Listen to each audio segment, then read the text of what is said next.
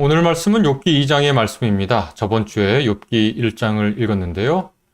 그리고 1장을 가지고 설교를 했는데 오늘은 욥기 2장의 말씀입니다. 하루는 하나님의 아들들이 와서 주님 앞에 서고 사탄도 그들과 함께 주님 앞에 섰다. 주님께서 사탄에게 어디를 갔다가 오는 길이냐 하고 물으셨다. 사탄은 주님께 땅을 이리저리 돌아다니다가 오는 길입니다 하고 대답하였다. 주님께서 사탄에게 말씀하셨다. 너는 내 종 욥을 잘 살펴보았느냐? 이 세상에 그 사람만큼 흠이 없고 정직한 사람, 그렇게 하나님을 경외하고 악을 멀리하는 사람이 없다. 내가 나를 부추겨서 공연히 그를 해치려고 하였지만 그는 여전히 자기의 온전함을 굳게 지키고 있지 않느냐? 사탄이 주님께 아뢰었다. 가죽은 가죽으로 대신할 수 있습니다. 사람은 자기 생명을 지키는 일이면 자기가 가진 모든 것을 버립니다. 이제라도 주님께서 손을 들어서 그의 뼈와 살을 치시면 그는 당장 주님 앞에서 주님을 저주하고 말 것입니다. 주님께서 사탄에게 말씀하셨다. 그렇다면 그를 너에게 맡겨보겠다. 그러나 그의 생명만은 건드리지 말아라. 사탄은 주님 앞에서 물러나 곧 욥을 쳐서 발바닥에서부터 정수리에까지 악성 종기가 나서 고생하게 하였다. 그래서 욥은 잿더미에 앉아서 옹기 조각을 가지고 자기 몸을 긁고 있었다. 그러자 아내가 그에게 말하였다. 이래도 당신은 여전히 신실함을 지킬 겁니까? 차라리 하나님을 저주하고서 죽는 것이 낫겠습니다. 그러나 욥은 그에게 이렇게 대답하였다. 당신까지도 어리석은 여자들처럼 말하는구려. 우리가 누리는 복도 하나님께로부터 받았는데 어찌 재앙이라고 해서 못 받는다 하겠소. 이렇게 하여 욥은 이 모든 어려움을 당하고서도 말로 죄를 짓지 않았다.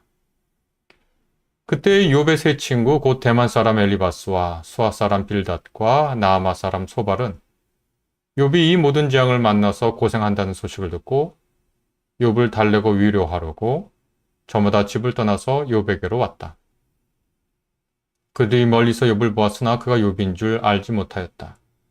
그들은 한참 뒤에야 그가 바로 욥인 줄을 알고 슬픔을 못 이겨 소리내어 울면서 겉옷을 찢고 또 공중에 티끌을 날려서 머리에 뒤집어 썼다. 그들은 밤낮 이래 동안을 욥과 함께 땅바닥에 앉아 있으면서도 욥이 겪는 고통이 너무나 처참하여 입을 열어 한마디도 말을 할 수 없었다. 네, 여러분 안녕하세요. 여러 가지 좀 문제가 있었는데 같이 예배 드릴 수 있게 돼서 기쁘게 생각합니다. 오늘 말씀은 욥기 2장에 있는 말씀입니다. 여러분 같이 저번 주에 1장을 보았습니다. 1장에 있는 말씀은 어떤 말씀이었냐? 욥이 크게 인류 전체를 향한 질문이었습니다. 인간은 보상에 대한 기대 없이 순전할 수 있는가? 라고 하는 어떻게 보면 인간에 대한 근원적인 질문이죠. 대가 없이 보상 없이 선을 선으로 알고 살아갈 수 있는가? 외부 상황과 조건은 어떤 원인이나 이유를 알 수 없이 변하지만 그럼에도 불구하고 나는 나의 나됨을 지킬 수 있는가? 크게는 인간은 고통 앞에서 어떤 삶을 살아가야 하는가?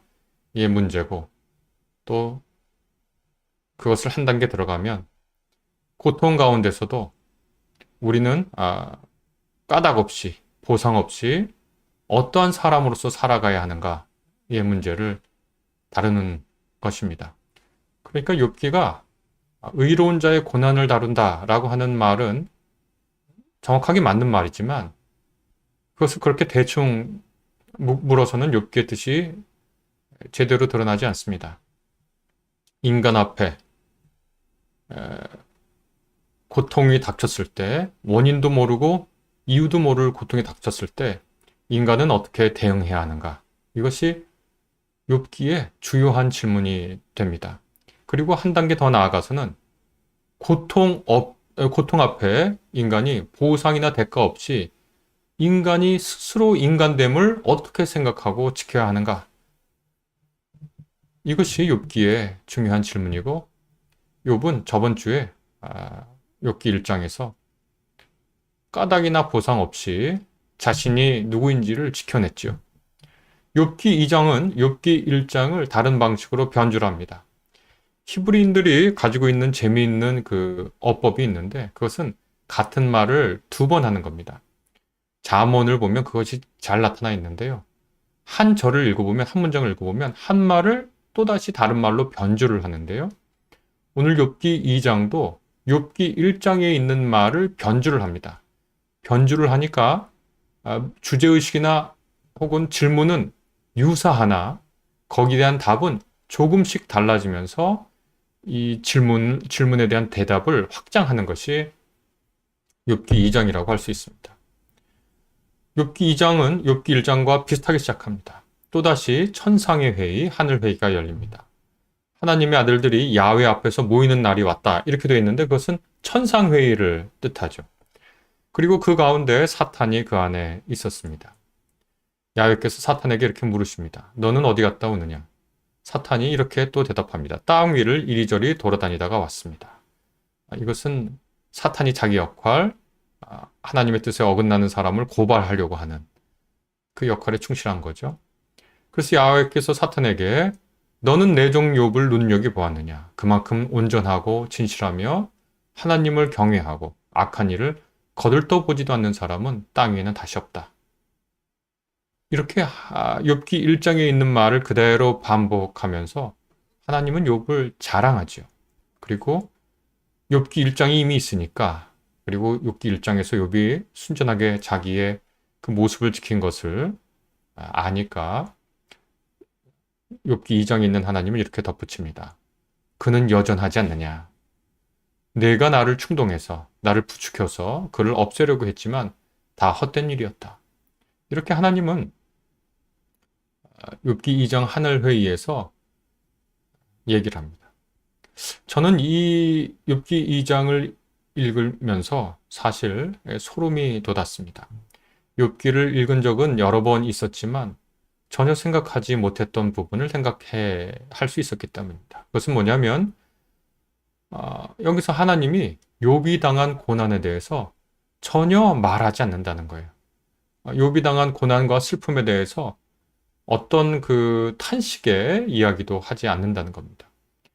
여기서 등장하는 것은 여기서 주요 관심사는 욥을 두고 벌인 하나님과 사탄의 이 주장 중에 하나님의 주장이 옳았다, 자신의 주장이 옳았다는 것을 야훼께서 반복하고 있는 겁니다. 곧 대가 없이 경건한 인간 존재에 관한 자신의 생각이 옳았다라고 하는 것을 밝히면서 아마 우리가 기대하는 것은 이제 그것이 증명됐으니까 욥의 고난을 멈추겠다라고 한마디만 해주셨으면 우리는 하나님의 그 허락, 욥에게 고난을 허락한 그 고난에 교훈이 있고 배울 것이 있다. 그래서 하나님께서 우리를 시험하고 우리에게 고통을 주시는 일이 있지만 하나님은 우리를 사랑하셔서 이 고통의 상황을 돌이키실 것이다. 이런 생각을 할 수 있는데요. 그런데 본문 2장에 보면 하나님께서 욥의 고난에 대해서 어떠한 연민이나 동정의 말을 하지 않으십니다. 그러니 이 구조를 보고 이 본문을 보면서 저는 정말 섬찟했습니다. 이 본문에는 하나님과 사탄의 인간을 두고 벌이는 이른바 영적 존재들의 이견과 다툼이 있지. 그 어렵게 살아오고 고통스럽게 살아오고 그러면서도 순전하게 산 인간에 대한 연민은 없는 거거든요. 그래서 도대체 하나님은 인간의 고통과 인간의 아픔에 대해서 어떠한 관심도 없는가? 이런 생각을 하게 되죠. 그런데 더 읽어보면 욥기 하나님이 마냥 그런 분도 아니라는 걸 알게 됩니다. 욥기가 보여주는 하나님의 모습은 간단하게 파악되지 않습니다. 이전에 말씀드렸듯 욥은 복과 불행이 인간의 노력과 무관하다는 것을 알았습니다. 그리고 인간이 노력한다고 해서 복을 받는 것도 아니고, 인간이 잘못을 저지른다고 해서 인간이 벌을 받는 것도 아니고, 그렇다고 해서 인간이 노력 없이 노력과 복이 전혀 상관이 없는 것도 아니고, 그런 상황 속에서 인간이 놓여 있는데요. 하나님은 역시 마찬가지로 인간 앞에 매우 미스터리한 존재로 남아있기도 합니다. 첫 번째 시험에서 사탄에게 하나님은 욥의 재산을 뺏는 것은 허락하지만 그의 몸을 건들지는 말라고 얘기합니다.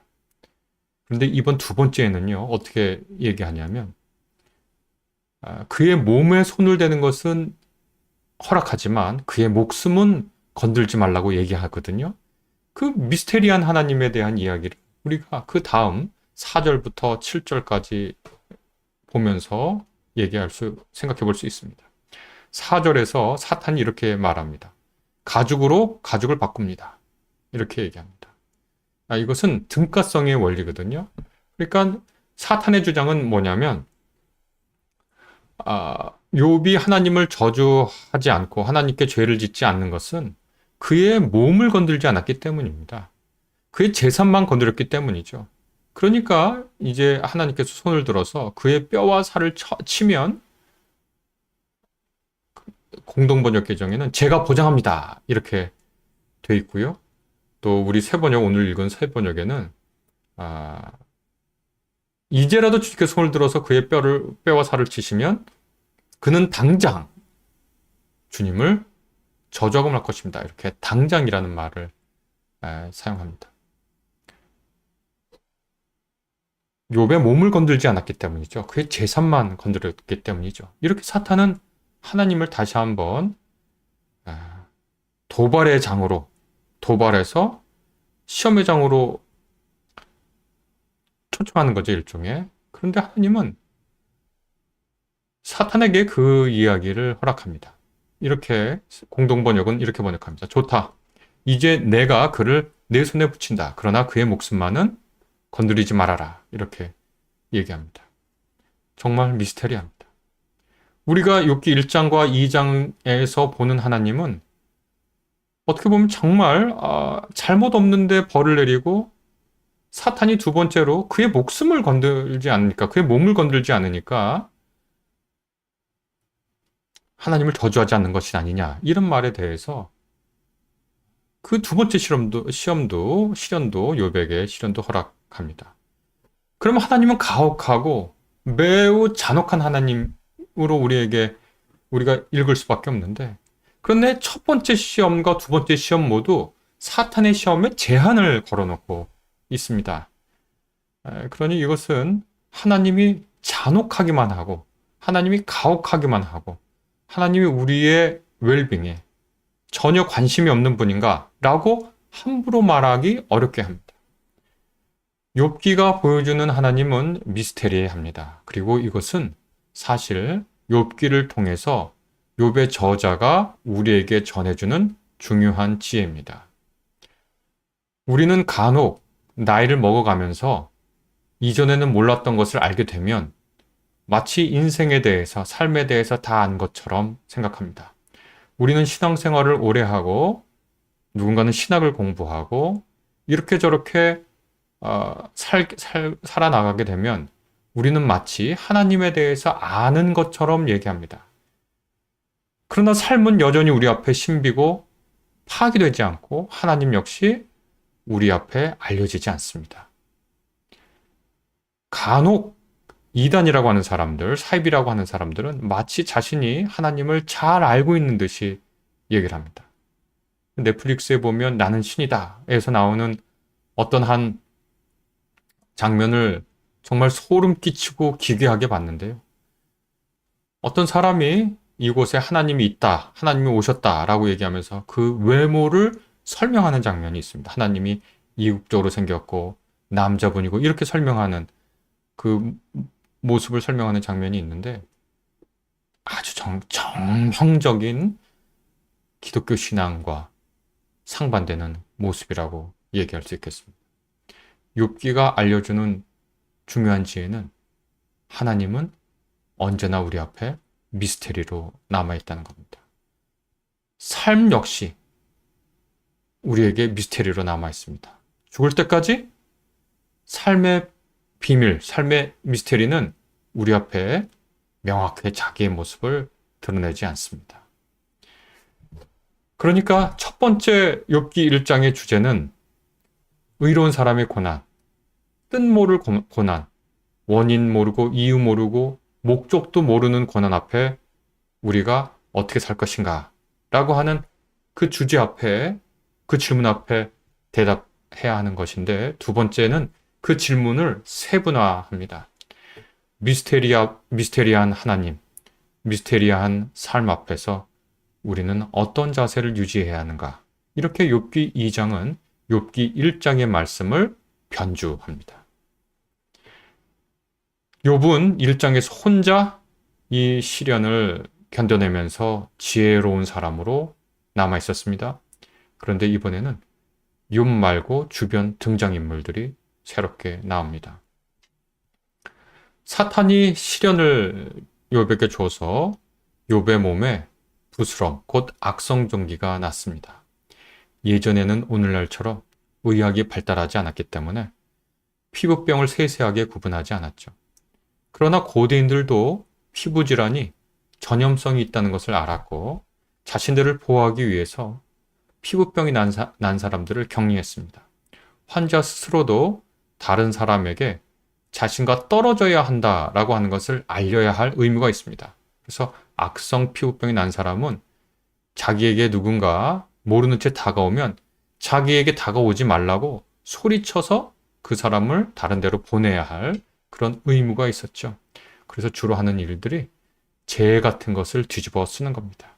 그래서 자신과 떨어져 있어야 한다라고 알려주는 거죠. 욥은 악성 종기가 난 몸을 가지고 잿더미 위에 앉아 있었습니다. 재는 불에 타고 남는 것이고요. 당시에는 쓰레기 같은 것이 나오면 불태워서 처리하는 것이 보통이었습니다. 그런데 불태워야 하는 이 쓰레기들을 집안 혹은 마을에서 하면 화재의 위험이 있기 때문에 쓰레기를 태우는 것을 따로 두었습니다. 예전에 제가 다른 곳에서도 얘기했는데 예루살렘에 보면 흰놈의 골짜기라고 하는 곳이 있는데 그것은 도시 밖에 쓰레기 처리장을 둔 곳입니다. 그러니까 쓰레기를 버리고 거기서 불태우는 것이죠. 도시 밖에 쓰레기 처리장을 두는 도시가 당시에도 꽤 있었습니다. 욥에게 피부병이 나자 그는 잿더미 위에 앉았습니다. 격리한 것이죠. 모든 사람이 보고자 했고 만나고 싶어 했던 욥은 이제 기피해야만 하는 대상이 됐습니다. 그는 자식도 잃고 또 재산도 잃고 그 다음에 주변의 친지도 강제로 잃어야만 합니다. 예전에는 복의 근원이었는데 이제는 저주의 근원입니다. 토기조각, 꼭 옹기조각으로 온몸을 긁어대기 시작했습니다. 이것을 두고 피부병이 나와서 피부가 가려워서 옹기조각으로 자기 몸을 긁는다고 하는 해설도 있고요. 또 다른 하나는 슬픔을 표현하는 일종의 자해 행동이라고 주장하는 사람들도 있습니다. 둘 다일 수도 있죠. 몸에 가득히 난 악성 종기, 가려워서 견딜 수 없는 그 악성 종기를 옹기조각으로 긁으면서 일종의 자해적 행동을 한 것이라고 생각할 수도 있습니다. 자식과 재산을 잃고 건강마저 잃었을 때 그의 아내가 등장합니다. 욥기 1장에서는 욥이 홀로 이 시련 앞에 섰는데 이제 그의 옆에 아내가 섭니다. 고대 지중해 세계의 언어에서 지혜를 뜻하는 말, 히브리어 호크마나 헬라어 소피아 모두 여성 명사입니다. 고대 여러 가지 영웅 이야기에서 남성 영웅이 고통을 겪고 있을 때 등장해서 지혜와 조언을 주는 사람들은 주로 여성이었습니다. 고통을 겪는 욥 앞에 욥의 아내가 나타났습니다. 고대 근동에 있는 사람, 지중해 있는 사람들은 이 이야기를 들으면 욥의 아내가 어떤 지혜로운 말로 욥을 위로하고 욥에게 지혜로운 조언을 해줄지를 기대하게 되죠. 욥의 아내는 이렇게 얘기합니다. 당신은 아직 요지부동이군요. 하나님을 욕하고 죽으시오. 이렇게 욥의 아내가 얘기합니다. 제가 방금 공동번역 개정으로 읽어드렸는데요. 새 번역은 이렇게 번역했습니다. 이래도 당신은 여전히 신실함을 지킬 겁니까? 차라리 하나님을 저주하고서 죽는 것이 낫겠습니다. 이렇게 되어 있습니다. 원래 이 히브리어를 보면 하나님을 찬양하고 죽으시오 이렇게 되어 있거든요. 근데 하나님을 감히 저주한다, 하나님을 감히 욕한다라는 말을 하지 못하기 때문에 하나님에 대한 비난을 찬양이란 말로 사용합니다. 이것은 지혜로운 얘기일까요? 아니면 어리석은 얘기일까요? 차라리 이렇게 사는 바에야 죽는 것이 낫지 않겠소? 그리고 당신에게 저주를 준 대상을, 당신에게 고통을 준 대상을 적절하게 비판하는 것이 낫지 않겠소? 라고 하는 아내의 말이죠. 여러분은 이 욥의 이 아내의 말이 지혜로운 말, 적절한 말인 것 같습니까? 아니면 그렇지 않은 말 같습니까? 누군가에게 욥의 아내의 이 말은 적절한 지혜일 수 있습니다. 이렇게 살 바에 죽는 게 낫습니다. 자식도 잃고 재산도 잃고 사회적 관계도 잃고 당신 몸은 병들었습니다. 인간답게 살 수가 없습니다. 그러니 차라리 죽음을 택하는 것이 낫습니다. 이렇게 말할 수 있죠. 누군가는 그것을 지혜로운 말로 받아들일 수 있을 겁니다. 그러나 욥의 지혜는 그것이 아니었습니다. 이렇게 말합니다. 당신조차 미련한 여인처럼 말하다니 우리가 하나님에게서 좋은 것을 받았는데 나쁜 것이라고 하여 어찌 거절할 수 있단 말이오. 성경은 계속 이렇게 씁니다. 이렇게 욥은 이 모든 일을 당하여도 입술로 죄를 짓지 않았다. 욥기 1장과 똑같이 욥기 2장에서는 욥이 죄를 짓지 않는 걸로 나옵니다. 욥은 자기 아내를 미련한 여인으로 평가합니다. 이곳에서 아내자는 위로자나 지지자, 참된 지혜를 주는 사람이 아니라 나쁜 길로 빠지게 하는 역할을 수행하는 사람으로 등장합니다. 욥기는 무엇을 여기서 말하고자 하는가? 고통의 상황에서도 자기 자신을 잃어버리면 안 된다라고 하는 말을 견주하고 있는 건데요. 고통의 상황에서 나를 지키는 중요한 길 중에 하나는 나에게 가장 가까운 사람의 조언이라고 해도 내가 누구인지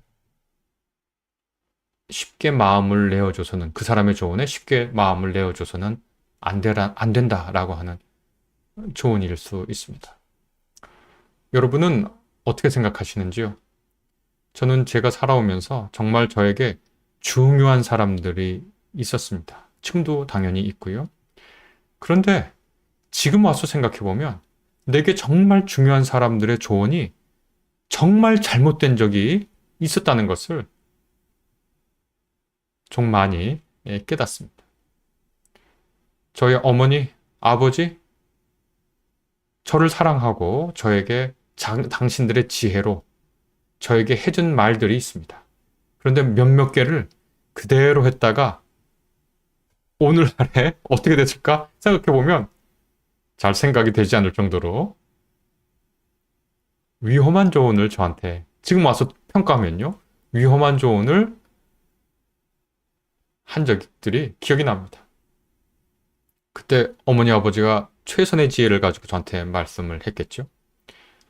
제가 아는 최선의 지혜를 가지고 제 아들과 딸에게 조언했을 수 있습니다. 조언했겠죠, 당연히. 아들은, 딸은 그것을 거절해서 더 좋은 길을 갈 수도 있었을 겁니다. 그러니 어쩌면 가장 가까운 사람의 가장 충정 어린 사랑이 담긴 조언이 내가 되게 할 때 나를 가로막는 가장 큰 장애물이 될 수 있다는 것을 우리가 욥기의 이 본문을 보면서 깨닫게 됩니다. 그렇죠.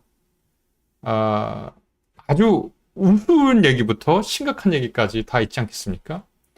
갑자기 한 이야기가 떠오르는데 어떤 한 유명한 대학 교수에게 한 고등학생이 찾아가서 자기가 어떤 길을 갔으면 좋겠냐라고 조언했다는 그 에피소드가 생각납니다.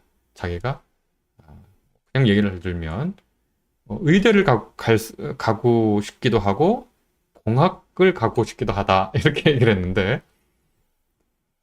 결국 그 대학 교수의 조언은 어떠어떠했고요. 그 조언에 따라 어떠어떠한 길을 갔는데 나중에 돌이켜서 굉장히 후회하는 일이 생겼다는 거죠. 우리가 누군가에게 사랑과 충정을 다해서 조언할 때라도 그 조언을 1차적으로 우리가 고맙게 생각하지만 그 조언이 우리를 잃게 만들 수도 있죠. 그러니까 누군가에게 함부로 조언하고 충고한다는 것이 결코 쉽지가 않죠. 기독교인들은 종종 조언과 충고의 화신처럼 등장하죠. 그러나 우리는 조언하고 충고한다는 것이 얼마나 위험한 일인지 욥의 아내 사건을 보며 알 수 있습니다. 욥은 아내의 자기를 가장 사랑하고 또 누군가 할 수 있는 그 말을 거절함으로써 자기 자신이 누구인지를 지켰습니다. 반대로 욥기 2장까지만 끊고 보면 욥 주변에 지혜로운 사람들이 등장합니다. 바로 세 친구입니다. 욥기 1장과 2장 그리고 맨 마지막 장은 산문 형태로 되어 있습니다. 그리고 그 가운데는 운문 형태로 되어 있습니다. 그러니까 욥기를 연구하는 많은 학자들은 욥에 관련된 여러 이야기가 전승되어 내려오고 있었고 전승되어 내려오던 이야기를 최종 편집자가 아주 잘 하나의 작품으로 이어놨다라고 이렇게 말을 하는데요. 그래서 욥기 1, 2장과 마지막 산문과 가운데 있는 이 운문이 완전히 분리돼서 별개의 것은 아니다 라고 얘기할 수 있지만 그렇게 얘기하는 사람들도 있지만 하나의 작품으로 보게 하는데 1, 2장까지만 끊어놓고 봤을 때 욥의 친구들은 고통을 겪고 있는 사람에게 굉장히 훌륭한 조언을 하는 사람으로 등장합니다. 욥이 이 같은 재난을 겪고 있다는 소식을 듣고 그의 세 친구가 각각 자기 고장에서 찾아옵니다. 대만 사람 엘리바스, 수아 사람 빌닷, 나아마 사람 소바르가 와서 함께 문병을 와서 그를 위로해 주기로 약속합니다. 멀리서 바라보니까 욥의 몰골을 알아볼 수 없을 정도로 되어 있습니다. 그들은 목을 놓아 울며 겉옷을 찢고 하늘에 먼지를 날려 머리에 뒤집었습니다. 그들은 이랫동안 주야로 땅에 앉아 욥을 바라볼 뿐 입을 열 수조차 없었다라고 합니다. 그가 당하는 고통이 너무나 처참했기 때문이다 라고 욥기는 씁니다. 저는 이 욥의 친구들의 이 방문을 두고 욥기 1장의 핵심 키워드죠. 핵심어인 까닭없이라고 하는 말이 떠올랐습니다. 욥의 친구들은 까닭없이 곧 대가나 보상을 바라지 않는 인간 행동에 가깝습니다. 욥이 부유하고 건강할 때 그를 방문하는 것은 대가나 보상에 대한 기대라고 누군가 주장할 수 있습니다. 그러나 재산도 잃고 가족과도 마찰을 겪었고 전염될 수 있는 피부병을 잃고 친구가 떨어져야 되는 사회적 관계가 단절된 이 욥을 방문하러 온 것은 까닭없는 보상을 바라지 않는 우정이죠. 어려움에 처한 친구를 위로 방문하는 것 자체가 그들에게 명예를 준다라고 그 사람들은 참 우정이 있는 사람들이야 라는 명예로운 칭송을 받는다고 생각하면서 욥의 친구들의 방문이 보상을 바라는 것일 수 있다라고 얘기할 수 있지만 이 욥의 친구들의 방문은요 그렇게만 생각할 수가 없습니다. 이유는 어렵지 않게 생각할 수 있습니다. 왜냐하면 욥의 친구들의 이 방문한다는 것은 욥이 그런 고난을 당했다는 것은 하나님께 저주받았다는 걸 뜻하는데 신에게 저주받은 사람일지라도 내 친구여서 찾아가는 것이죠. 욥기 2장을 보면 바로 이 두 주변 인물, 고통당하고 있는 욥을 두고 그에게 도움을 주려고 하는 두 인물군이 등장합니다. 하나는 바로 그 아내고 다른 하나는 대가 없이 욥을 찾은 이들입니다. 목을 놓아 울며 겉옷을 찢고 하늘에 먼지를 날렸다 라고 하는 것은 그들이 애도하는 겁니다. 장례식에서 하는 애도입니다. 그리고 그들은 2일 동안, 7일 동안 땅에 앉아 그를 바라다 볼 뿐 입을 열지도 않습니다. 함부로 조언하려고 하지도 않고 함부로 위로하려고 하지도 않습니다. 참 지혜롭죠? 이 장면을 두고 한 랍비 문헌을 참고해서 한 학자가 이렇게 얘기하더군요. 고통당하는 사람이 입을 열기 전에 그를 조문하러 온 사람들은 입을 열지 않는 것이 당시의 관례였다. 당시의 관례가 그랬을 수도 있고요. 그렇게 이제 쓴 학자가 많진 않고 한 명 정도 제가 발견했는데요. 당시의 관례라고 우리가 생각한다면 이 관례는 참으로 지혜롭습니다. 고통당하는 사람 앞에 그 사람의 고통의 원인이나 그 사람의 고통의 이유를 따져 묻거나 그를 함부로 그에게 당신에게 어떤 일이 일어날 거야 힘내자 함부로 조언하거나 위로하지 않고 너와 함께 같이 울고 겉옷을 찢고 하늘에 먼지를 날려 머리에 뒤집어 쓴 건 욥하고 똑같은 행동을 하고 욥 앞에 주야로 땅에 주저앉아서 바라보고 입을 열지 않습니다. 이것이 욥의 친구들이 고통당하는 욥을 두고 한 일이라고 얘기할 수가 있습니다. 욥기의 지혜가 무엇인가? 오늘 우리가 말씀을 통해서 배웠습니다. 욥기 2장은 욥기 1장에 있는 주제를 변주하면서 여러 가지 새로운 다른 지혜를 우리에게 줍니다.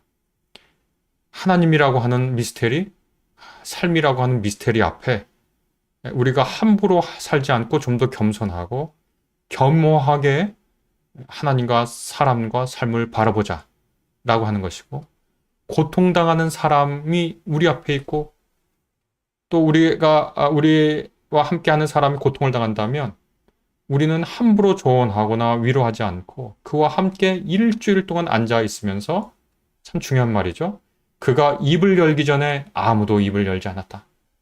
그의 옆에 그와 함께 죄를 뒤집어 쓰고 함께 해주는 친구들의 모습을 봅니다. 고통의 원인을 묻지 않고 옆에 앉아있는 그 친구들이 참된 위로자가 아닌가, 그런 생각을 해봅니다. 오늘 말씀을 통해서 우리에게 주신 말씀을 같이 생각해 보도록 하겠습니다. 우리 같이 637장 찬송하겠습니다.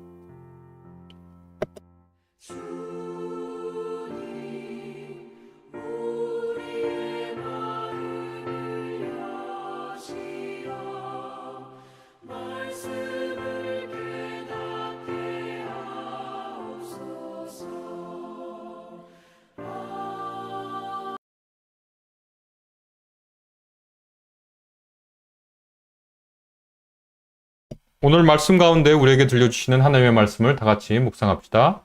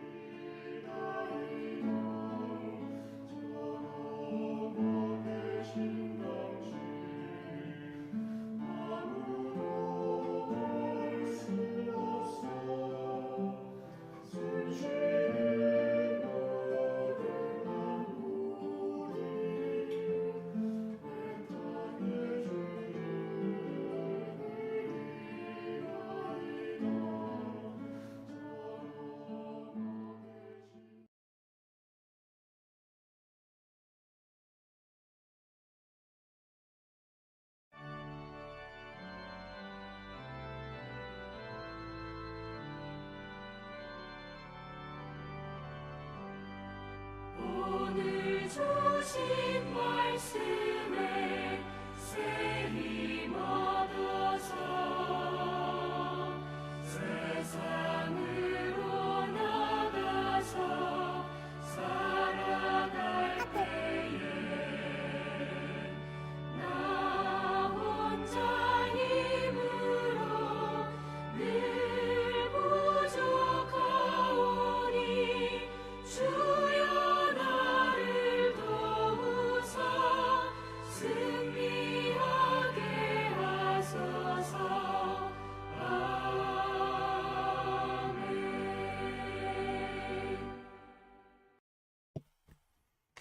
우리를 사랑하시고 구원하시고 구원하신 주님, 오셔서 우리의 마음에 머무소서. 우리에게 그 어떤 선물보다 달콤한 사랑을 주셔서 사랑에는 원수가 없습니다. 우리의 마음에 당신의 사랑에서 나온 순수한 사랑을 심으소서. 당신께서 우리를 사랑하셨듯이 우리 또한 남을 사랑하게 하소서. 하나는 사랑이시며 모든 사랑의 발원지이신 아버지여, 얼어붙은 돼지같이 당신과 이웃에게 냉랭한 우리 마음을 당신의 불로 녹이소서. 지금부터 영원히 우리를 도우시며 축복하소서. 성삼위 하나님, 이번 주도 우리와 함께 해 주옵소서. 아멘. 네, 여러분, 오늘 예배를 마쳤습니다. 오늘은 제가 혼자 이렇게 했는데 이런저런 실수도 많고 갑자기 되던 것도 안 되고 그래서 아침에 처음에 좀 이상했는데요. 우리 같이 뭐 이렇게 소박하게 예배 드리는 거니까 잘 이해해 주시고 또 예배를 같이 드렸을 거라고 생각합니다. 저번 주에도 말씀드렸듯이 다음 주는 제가 불가피하게 다른 교회에서 설교를 하게 됐습니다. 그래서 같이 못하게 됐고요. 대신에 그 교회에서 아마 유튜브 스트리밍을 하는지 모르겠는데요. 부탁드려서 거기로 연결할 수 있도록 하겠습니다. 여러분 한 주간 건강하시고 오늘 이 욥기의 말씀에 특별한 위로와 또 뭐 격려의 힘이 없다라고 어떤 분은 생각하실지 모르겠지만 저는 이 말씀을 준비하면서 까닭 없는 고통 앞에 놓여 있는 사람들에게 욥의 모습이 힘이 되고 또 위로가 된다고 하는 것을 생각했습니다. 네, 여러분, 오늘은 여기까지 하겠습니다. 다다음 주에 뵙겠습니다. 다다음 주에 건강 얼굴로 뵙겠습니다.